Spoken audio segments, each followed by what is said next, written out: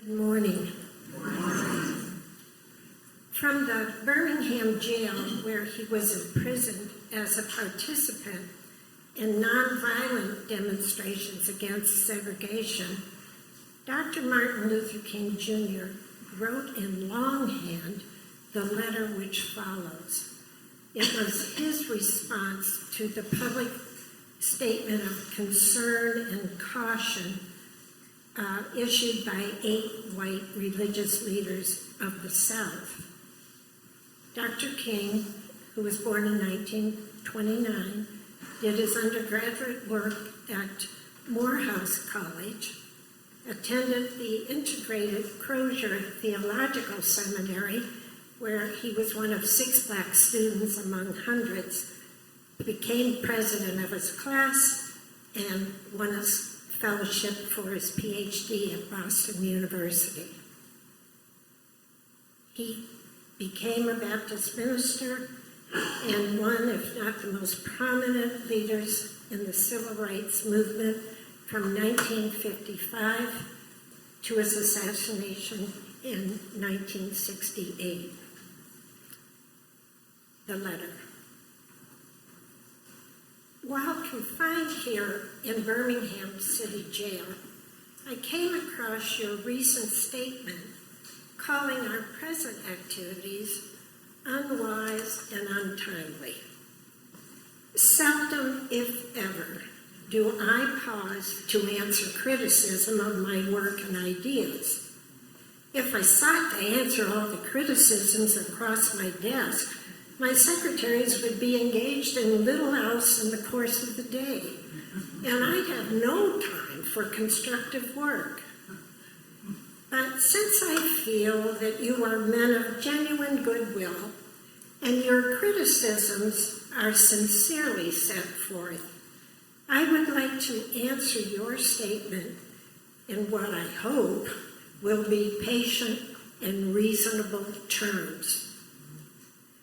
I think I should give the reason for my being in Birmingham, since you have been influenced by the argument of outsiders coming in. I have the honor of serving as president of the Southern Christian Leadership Conference, an organization operating in every southern state with headquarters in Atlanta, Georgia. We have some 85 affiliate organizations all over the South, one being the Alabama Christian Movement for Human Rights. Whenever necessary and possible, we share staff, educational, and financial resources with our affiliates. Several months ago, our local affiliate here in Birmingham invited us to be on call to engage in a nonviolent, direct action program, if such were deemed necessary. We readily consented, and when the hour came, we lived up to our promises. So I am here, along with several members of my staff, because we were invited here.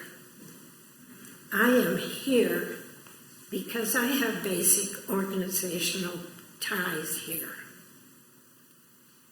Beyond this, I am in Birmingham because injustice is here.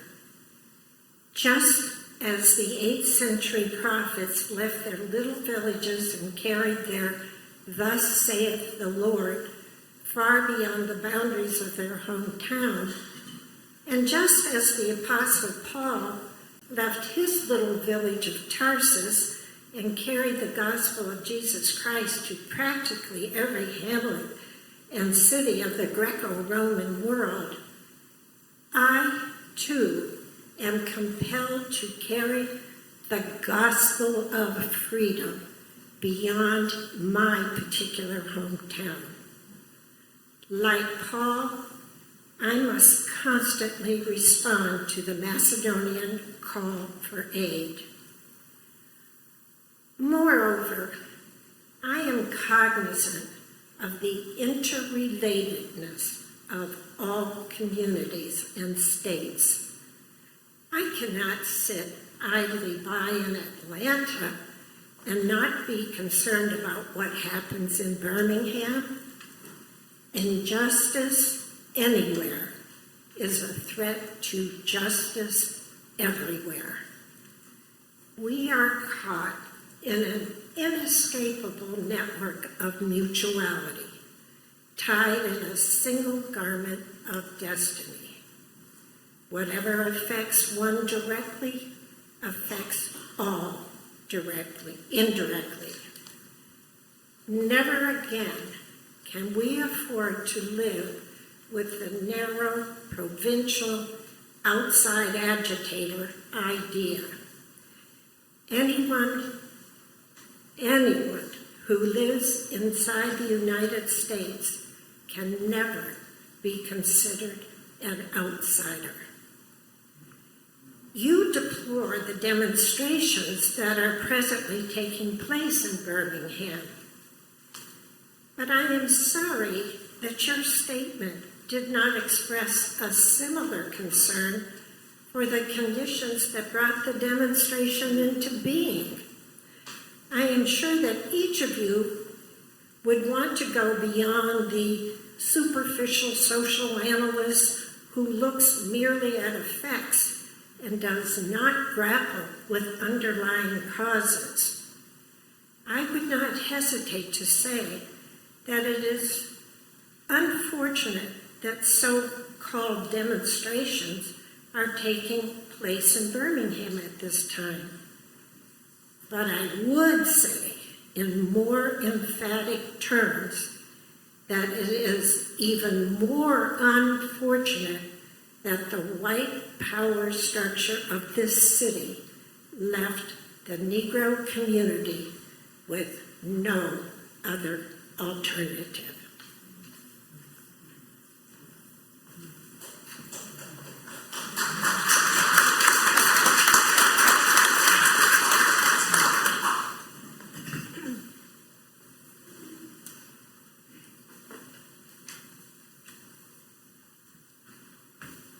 Two and a half weeks ago, I turned 87 years old. I was born and raised in Pittsburgh and spent all of my adult life in Cleveland. I have memories of World War II. Family, my father served World War II. I remember the Korean conflict, Vietnam. I was fortunate to have a loving mother and a college-educated father at home.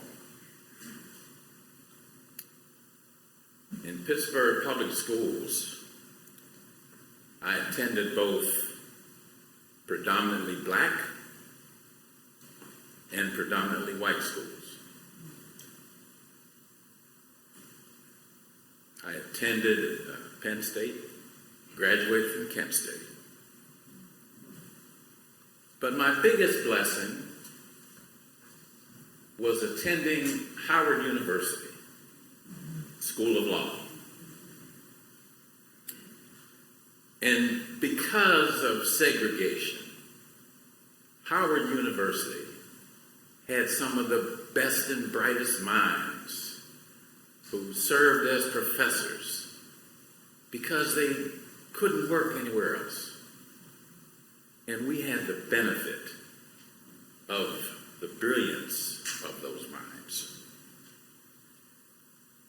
I had the privilege of having as classmates civil rights and SCLC leaders, Ben Brown, Lonnie King, Harris Bostic, Stokely Carmichael was in undergrad when I was in law school. The SCLC, the Southern Christian Leadership Conference, played a major role on campus. August 28, 1963, I was at the March on Washington. In fact, sat up front. I always look at that famous picture and wonder where I am.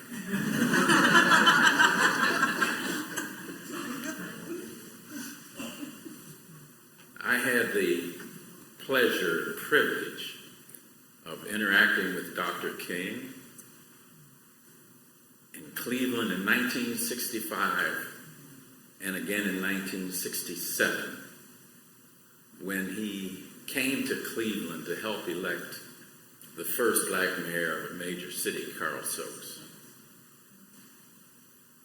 He came there to get out the vote. He came there to instill the thought of black folks that we could elect a black person mayor. We had the numbers. And it was because of his efforts that Carl Stokes was elected. I understood his dilemma. The dilemma of peaceful, nonviolent protest versus the any means necessary rhetoric that others, like Malcolm X, was fostering. And it was a dilemma that was pervasive throughout the community. And it was not unusual for Martin Luther King not to be welcomed into cities not only in the South, but also in the North. He was considered an outside agitator, even though he had been invited by SCLC. It was unwise, according to the letter from the ministers, and untimely for him to be in Birmingham. Well, throughout my life, there's always been a feeling that this is not the right time. But as many have said, if not now, when? And that was the approach that was taken. He received a lot of hate mail. And I can relate to that. Because back in those days, many of us experienced many firsts. As I indicated, I was a part of the Carl Stokes election and later became a part of the administration as a first. And received a lot of hate mail because I was a city prosecutor.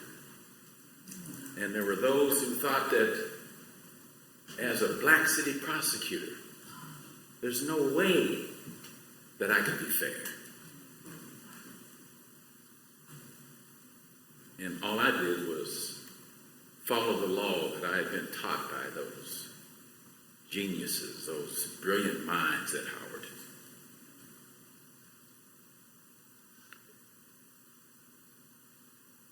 Martin Luther King was one who believed that there were many men of goodwill and women. And that's why he responded to the article that had appeared, that had been written by the clergy, the white clergy, because he believed them to be genuine men of goodwill and who really believed what they had written. But his concern was that rather than to attack his presence, they should have focused on the cause of him being there. You have to understand the role of the clergy, and especially the black clergy, because many, if not most, did not have full-time jobs other than to serve as clergy. And it was for that reason that they could get involved in the civil rights movement. They didn't have to worry about going to work Monday and being scorned by their boss. They did not have to worry about being fired because of the political or civil rights activity. And it was for that reason that the black clergy served as at the heart of the civil rights movement. And when you add the fact that there were black clergymen who came from out of town, that made it even worse. Clergy like Reverend Abernathy, who traveled with Martin Luther King. They couldn't be fired. They couldn't be impacted if their church wanted a mortgage from a bank. They couldn't be impacted by local pressure. They couldn't have their homes bombed because they lived in the community.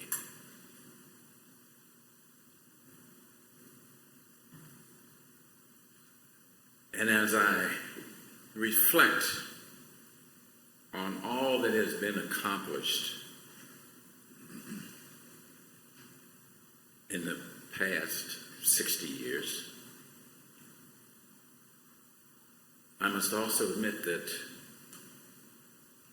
we still have a long way to go.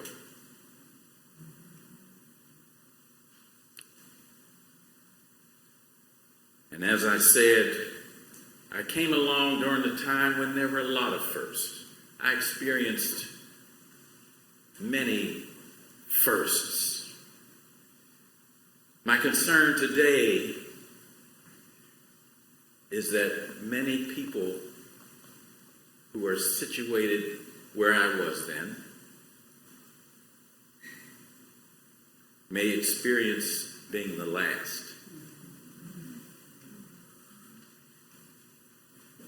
I remember when the National Guard escorted students into school.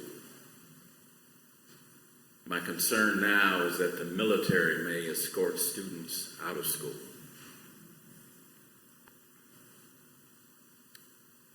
I'm deeply concerned that those many gains to level the playing field are now in serious jeopardy.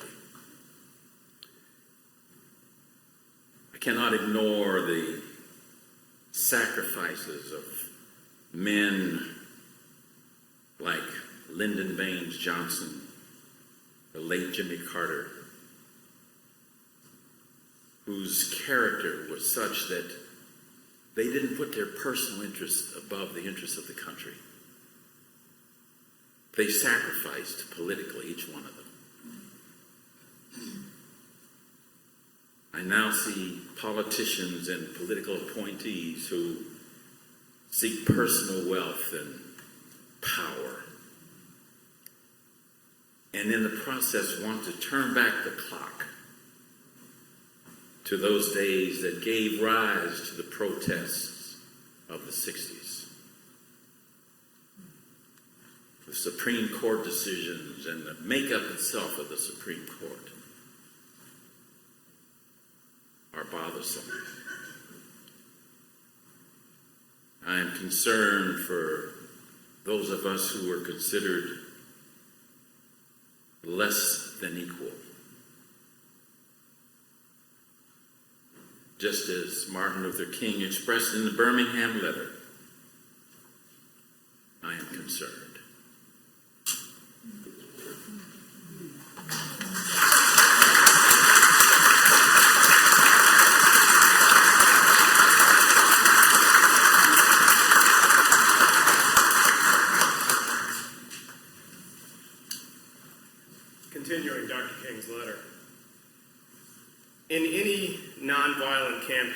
4 basic steps.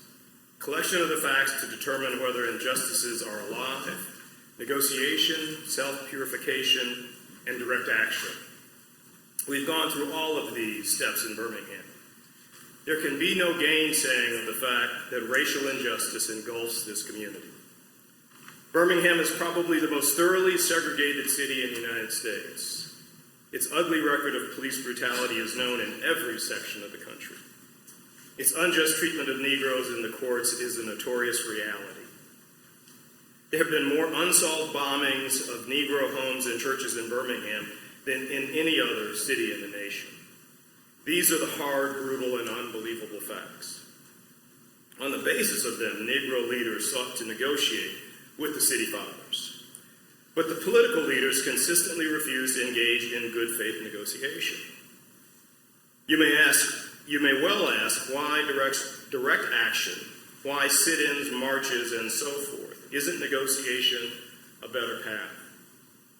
You are exactly right in your call for negotiation. Indeed, this is the purpose of direct action.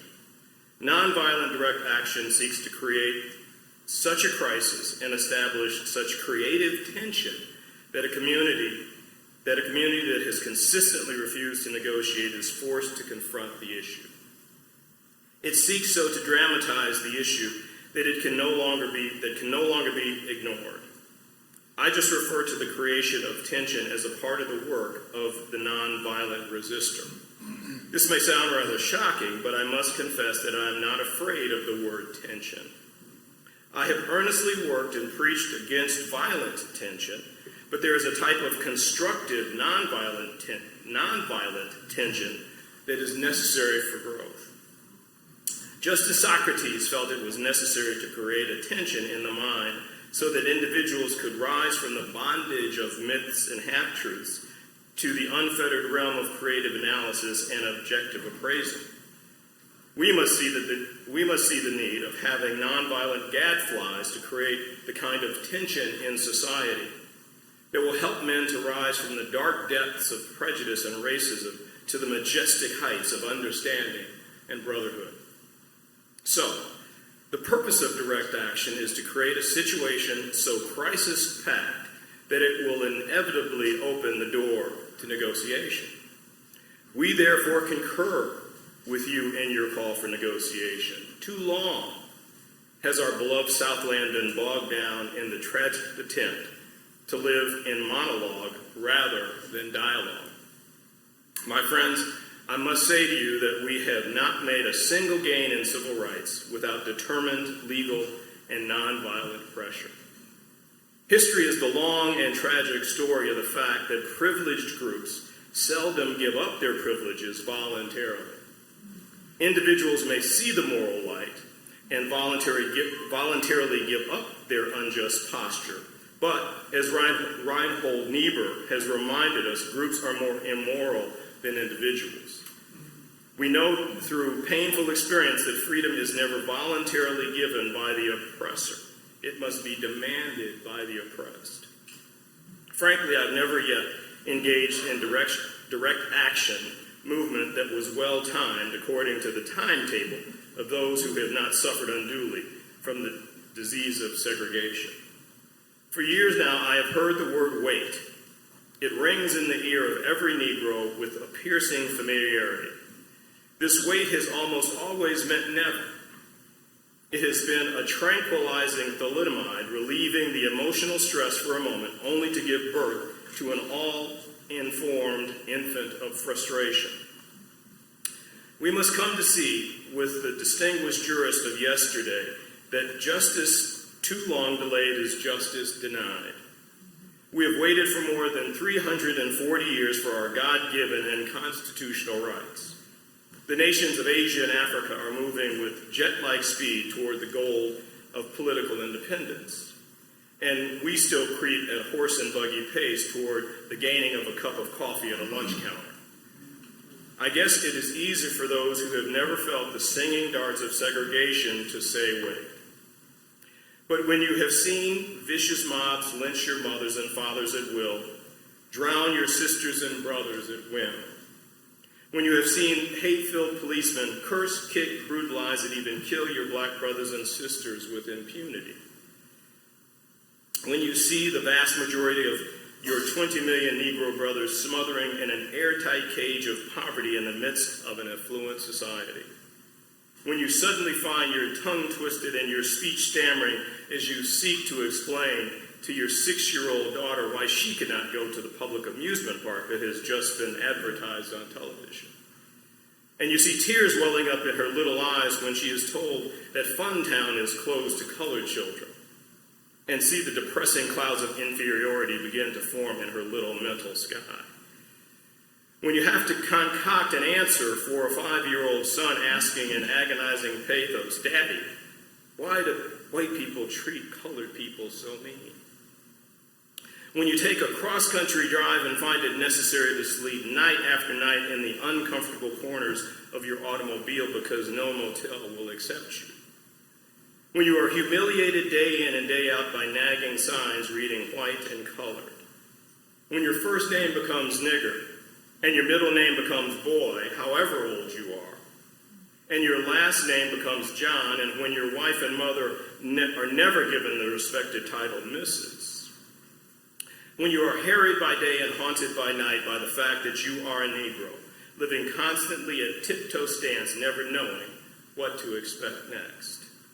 And plagued with inner fears and outer resentments when you are forever fighting a degenerating sense of nobodiness. Then you will understand why we find it difficult to wait. There comes a time when the cup of endurance runs over and men are no longer willing to be plunged into an abyss of injustice, where they experience the bleakness of corroding despair. I hope, sirs, you can understand our legitimate and unavoidable impatience.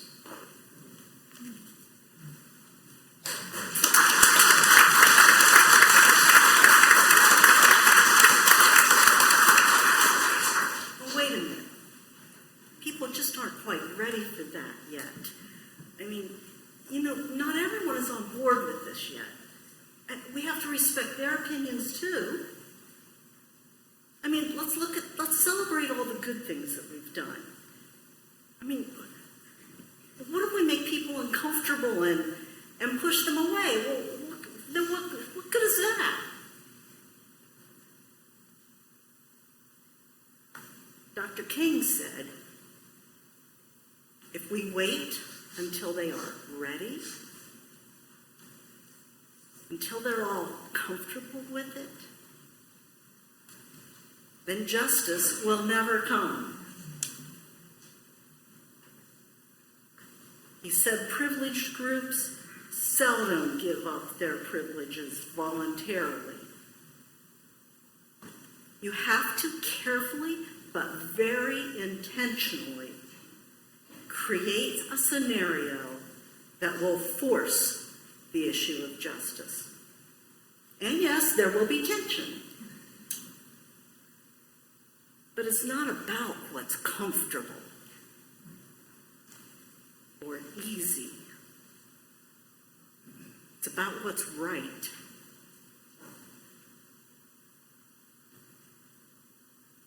Jesus certainly didn't wait. His ministry was clear full of confronting the Roman oppressors, dramatizing the injustice so that it could not be ignored.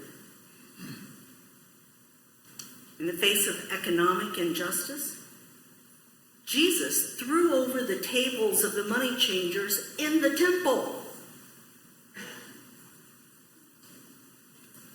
In the case of racial injustice, Jesus told the story of the Good Samaritan. What? In the face of his culturally accepted misogyny, Jesus defended the prostitute as the victim and named her abusers as the sinners. In the face of legislative injustice, Jesus publicly called out the lawyers and Pharisees exposed their corruption, and called them hypocrites. At the risk of inviting grave physical danger, Jesus called out his oppressors face to face, over and over again.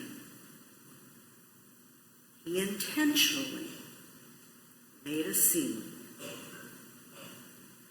to force the issue of justice.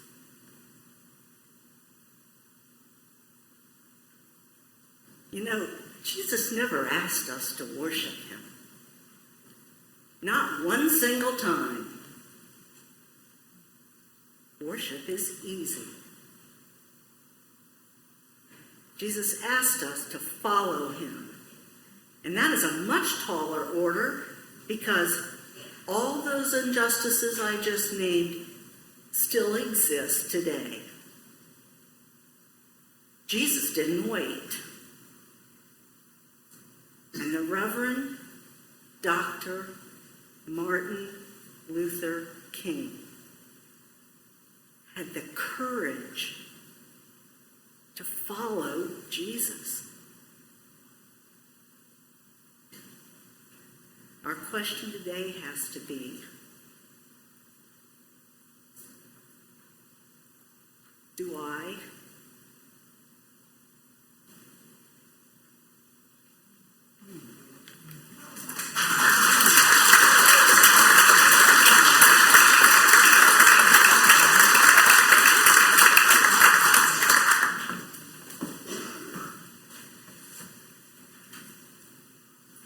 Continuing on with Dr. King's letter,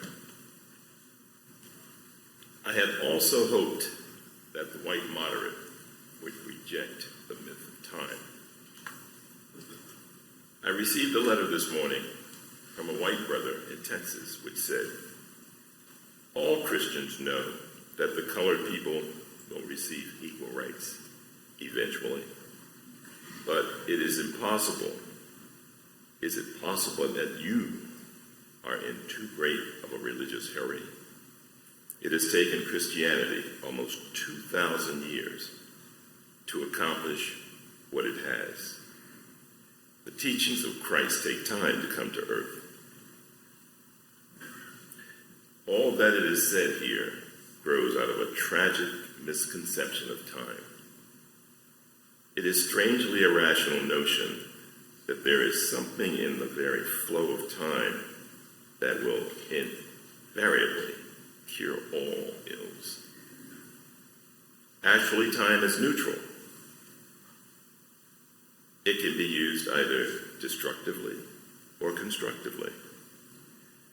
I'm coming to feel that the people of ill will have used time much more effectively than the people of goodwill. We will have to repent in this generation, not merely for the vitriolic words and actions of the bad people, but for the appalling silence of the good people. We must come to see that human progress never rolls in on wheels of inevitably.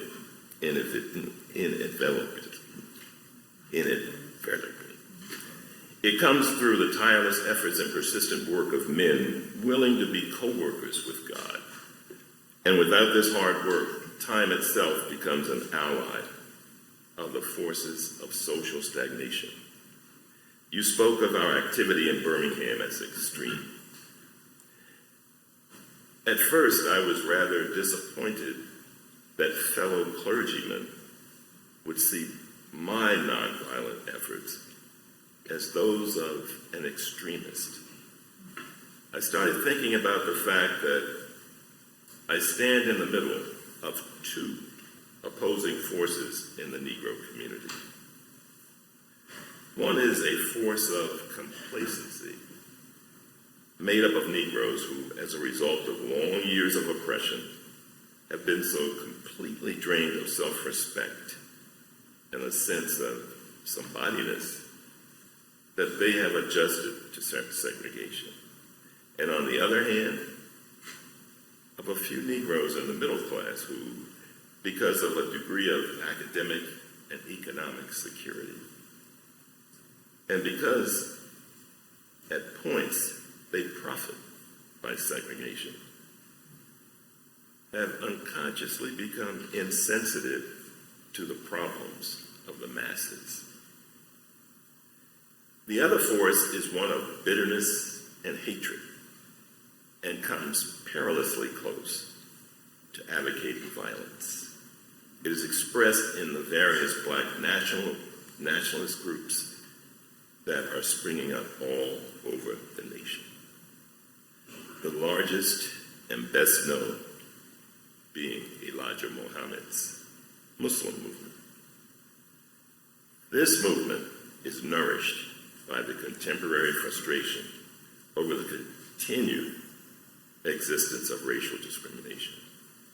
It is made up of people who have lost faith in America, who have absolutely repudiated Christianity, and who have concluded that the white man is an incurable devil. I've tried to stand between these two forces, saying that we need not follow the do-nothingism of the complacent or the hatred and despair of the black nationalists. There is a more excellent way of love and nonviolent protest. I'm grateful to God that through the Negro Church, the dimension of nonviolence entered our struggle. If this philosophy had not emerged, I'm absolutely convinced that by now, many streets of the South would be flowing with floods of blood. And I'm further convinced that if our white brothers dismiss as rabble-rousers and outside agitators those of us who are working through the channels of nonviolent direct action and refuse to support our nonviolent efforts, millions of Negroes, out of frustration and despair, will seek solace and security in black nationalist ideologies. A development that will lead invariably to a frightening racial nightmare. Oppressed people cannot remain oppressed forever. The urge for freedom will eventually come. This is what has happened to the American Negro. Something within has reminded him of his birthright, of freedom. Something without has reminded him that he can gain it.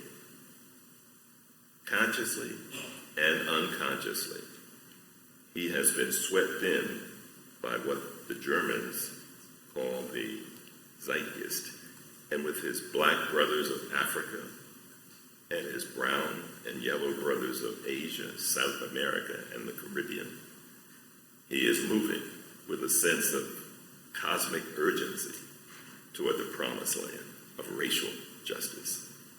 Recognizing this vital urge that has engulfed the Negro community, one should readily understand public demonstrations.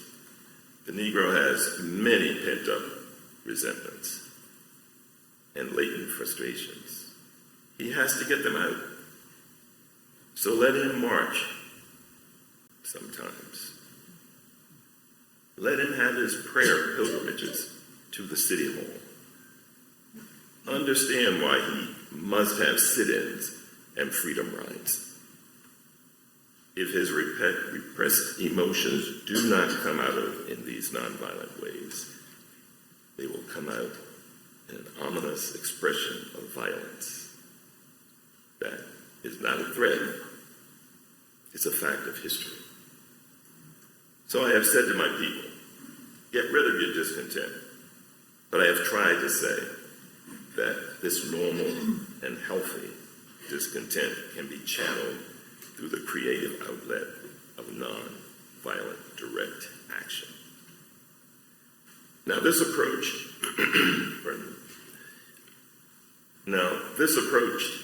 is being dismissed as extremist.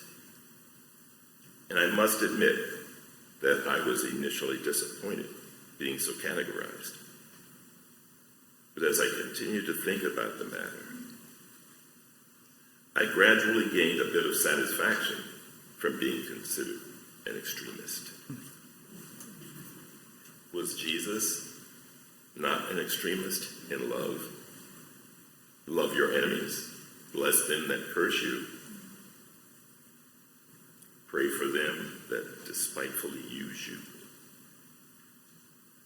Was not Amos an extremist for justice?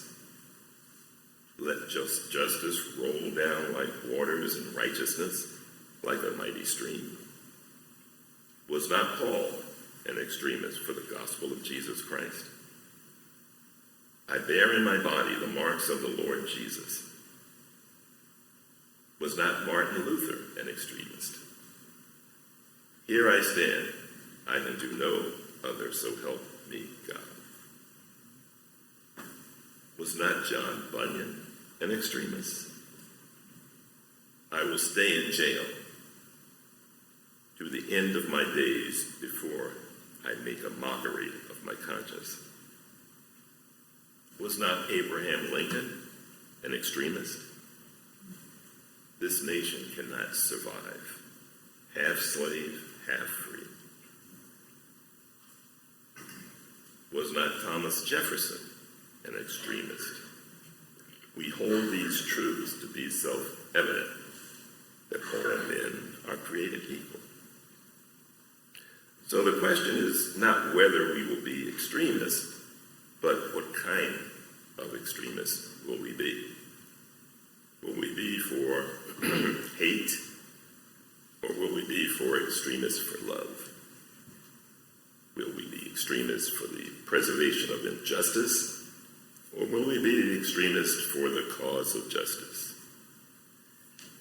I had hoped that the white moderate would see this. Maybe I was too optimistic. Maybe I expected too much. I guess I should have realized that a few members of a race that oppressed another race can understand and can hardly understand or appreciate the deep groans and passionate yearnings of those that have been oppressed. And still fewer have the vision to see that injustice must be rooted out by strong, persistent, and determined action. I'm thankful, however, that some of our white brothers have grasped the meaning of this social revolution and committed themselves to it. They are still all too small in quantity, but they are big in quality.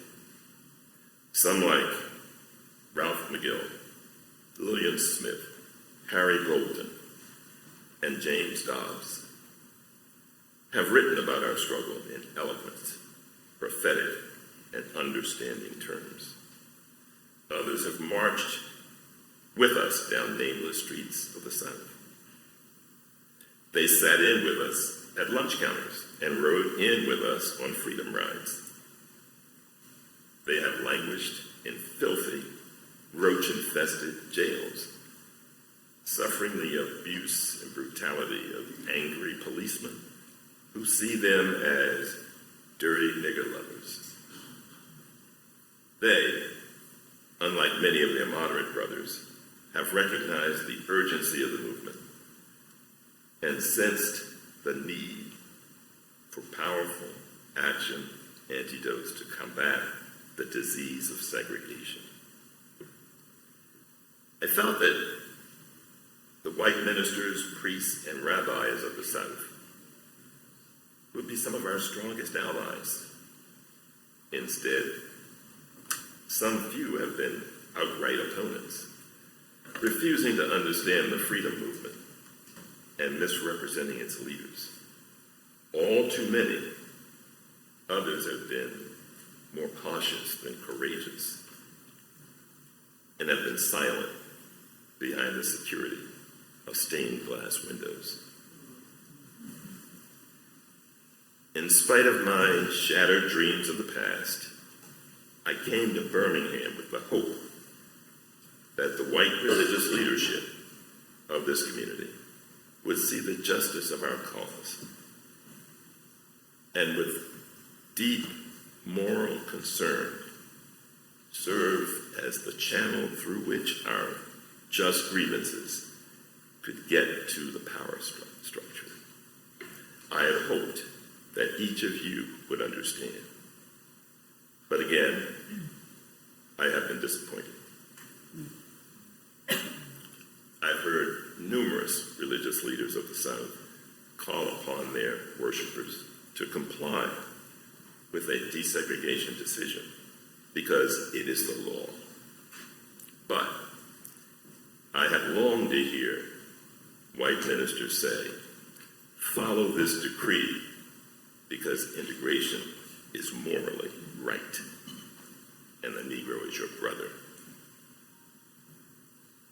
In the midst of blatant injustices inflicted upon the Negro, I have watched white churches stand on the sidelines and merely mouth pious irrelevancies and sanctimonious trivialities in the midst of a mighty struggle to rid our nation of racial and economic injustice. I have heard so many ministers say, those are social issues, which the gospel has nothing to do with.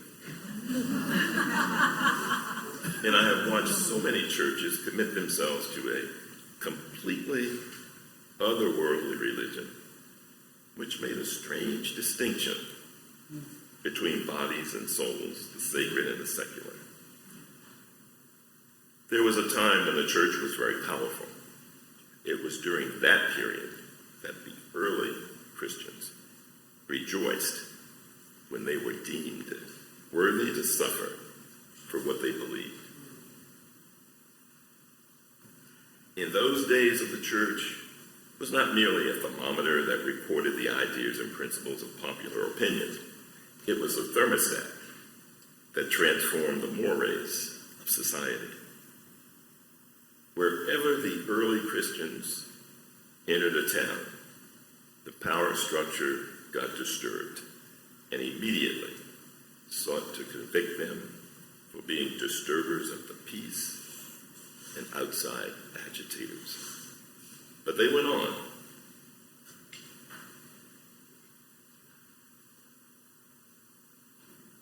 They had a conviction, pardon me. They went on with their conviction that they were a colony of heaven and had to obey God rather than man. They were small in number, but big in commitment. They were too God intoxicated to be astronomically intimidated. They brought an end to such ancient evils as infanticide and gladiatorial contests. Things are different now. The contemporary church is so often a weak, ineffectual voice with an uncertain sound.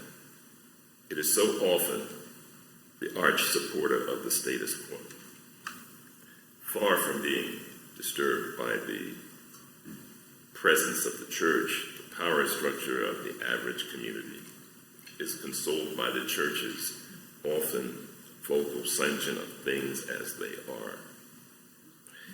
I hope the church as a whole will meet the challenge of this decisive hour.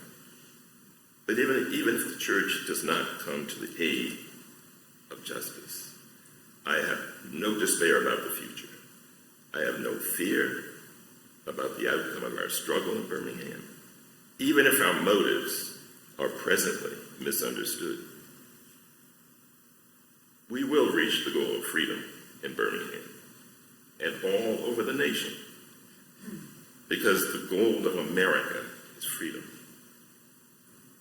Abused and scorned though we may be, our destiny is tied up with the destiny of America. Before the Pilgrims landed at Plymouth,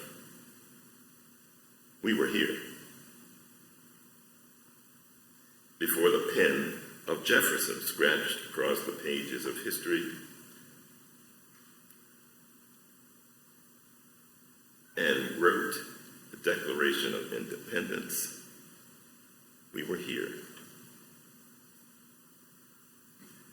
For more than 2 centuries, our foreparents labored here without wages. They made cotton cane. And they built the homes of those masters in the midst of brutal injustice and shameful humiliation. And yet, out of a bottomless vitality, our people continue to strive. And if the inexpressible cruelty of slavery would not stop us, the opposition we now face will surely fail. We will win our freedom, because the sacred heritage of our nation and the eternal will of God are embodied in our echoing